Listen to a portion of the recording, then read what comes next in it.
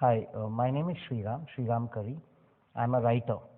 I write books, articles, analysis pieces, in fact, a lot of things. And I might as well have said to you I'm a magician of sorts because using just words and a little bit of imagination, I create worlds far away, back in time, ahead of time. And essentially, that's what writers do. They play with dreams, play with words, and create a different magical world of sorts. I'm sure you've read enough great books already by now to know how beautiful a world there is out there in your little library. So try and go back in time when I was in school in your age, class 9, class 10. And I obviously wanted to do a lot of things myself, but writing kind of happened because somewhere, and I'm sure there's a feeling all of you would also have. The reason I believe writing is like magic is because you can get started now. Just pick a piece of paper, a pen, and think of something, and that really begins to happen on that paper. And from there, it can go anywhere. Unlike becoming a doctor, engineer, architect, fighter pilot, space astronaut, you need lots of other things to happen. But you can make yourself a writer right now. I started writing very early. I used to write since I was in class 4, and I began writing my first book when I was in class 5 actually. A competition was announced to rewrite history textbooks. So I said, why don't I write a textbook for college students as well? It came out good. I didn't win the competition, but I realized we can all write books. We can all write anything we want. All it takes is read, write, read more, write again, and you really begin to write better. All you need to do is read, think, write, read, think, write. That's the kind of passion really this field demands. In terms of skills, competencies, knowledge, obviously you need to know a language to write something in, and all of you do know a few languages. You must be reading already everything and anything from poems to books to newspapers to journals, and you see how it is written there, and you can start giving yourself exercises from today, and that's how you get started. So as you start writing and reading a lot, you realize you need to get your basic language, sense of grammar, spellings and all correct. But that's just one part. You'll make it better and better by observing styles of various writers and various sources of reading that you do. But in a sense, you already have this skill. If you can write a single line in English now, you can write. And you write your next line and next line. What is the best part of trying to take a decision today saying, I'll be a writer is this? You would have started in becoming a writer, that journey, much ahead of others. And it's a very lonely journey, I must say that, because essentially you're left with just your ideas, your piece of paper and pen and nothing else. Start rewriting. Take a piece of writing, for example, pick your newspaper or magazine, read it and say, if I rewrote it, how would I write it? Would I give a different headline? Would my first sentence be different? Pick a story you like. Maybe you like the Hardy Boys or Nancy Drew, and say, what if I changed it? What if I made Hardy Boys come to India and spend a vacation with me? What would that story look like? How would Harry Potter be if magically he got transported into your school tomorrow and build from there? Nothing stops you from doing it. And that is essentially how you write, and keep writing till you have enough pages for you to say, hey, I have a book ready.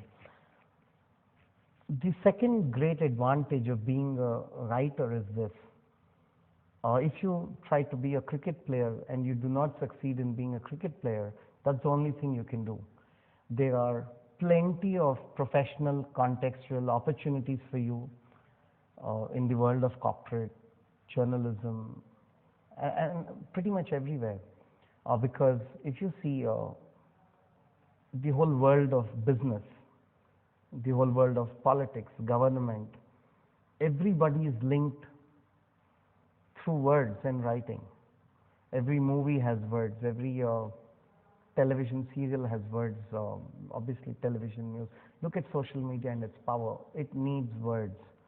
So essentially, if you could write 5 words, 10 words, 100 words, 50,000 words, all kinds of writing has a business opportunity. There is a career out there.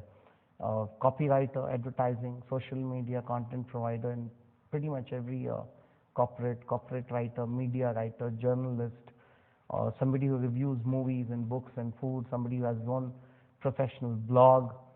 The opportunities for writing are phenomenal. The most amazing part of this career is that you almost need no formal degree to call yourself a writer. Having said that, you could do programs like you could do bachelor's and master's in journalism. You could do it in advertising, mass communication. You could also take creative writing programs, which are not so popular in India, but internationally you have big programs. The best universities on the planet offer BFA and MFA, bachelor's and master's in, that kind of creative writing. So there's so much you could do. You could choose to write fiction, non-fiction. You could choose to write in genres. So there is a lot of formal approach. There are scholarships, there are workshops, there are retreats for writers. You can start looking up on the internet. The opportunities are pretty wide and huge. Why do you write? And it's an important question to answer. It's because you believe you're important. It's necessary to give your ideas to the world. You have stories to tell. And you could, as a writer, also be telling stories of other people to the rest of the world, because without you, these stories won't reach them. The means you use, the book, the blog, the social media site, and so on, may vary, but essentially everybody still loves a story. People forget facts, people forget arguments, but people never forget stories. So if you could learn how to tell the story of yourself, of the people around you, and then of people who don't exist except in your mind, I think the world needs you as a writer. Thank you.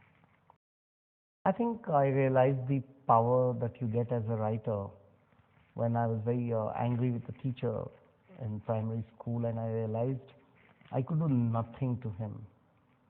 But back home in the evening, I wrote a story where I converted him into a tomato. And I realized, wow, you could do anything with anybody you want. They don't even know, but you have the satisfaction of controlling the world, almost like God or a magician. And I think that is where the first kind of satisfaction really comes from. The power to change that which you otherwise may think you cannot change. But over a period of time, you realize that there's a sense of power and a sense of responsibility. You know your words can reach out to other people, impact the way they change, or the way they think, the way they feel, and you could make them laugh, you could make them cry, and you could make them better people. And that power is to be treated very responsibly. So you realize that it is left for you to really leave an impact on the minds of children like you 100 years from today. And what would you like to tell them? And so you enhance the power of your ideas, because essentially all stories carry an idea. And so good writing is about good thinking. Great writing is about great thinking. Think like nobody else thought before you. It's a journey for life. You don't retire. There have been authors who have written 2 hours before they died. So from the age at which you are now, early teens, to about 80, 90, you keep writing. You don't retire like a sportsman, like a politician. No, they also don't retire. So essentially, this is a job. You can appoint yourself a writer today. It doesn't need formal education qualification. There are a lot of other things you can do till you succeed as a novelist or as a intellectual author of non-fiction or whatever. And all along this journey, you'll have the joy of knowing there is a power you have of leaving your ideas behind, of changing lives, of reaching out to people you may otherwise never meet or know. And along this journey, there is a creative satisfaction. You're alone when you write. The readers are alone when they read what you have written. But in that loneliness, you know you're part of a very large, big collective. Thank you. Was that okay?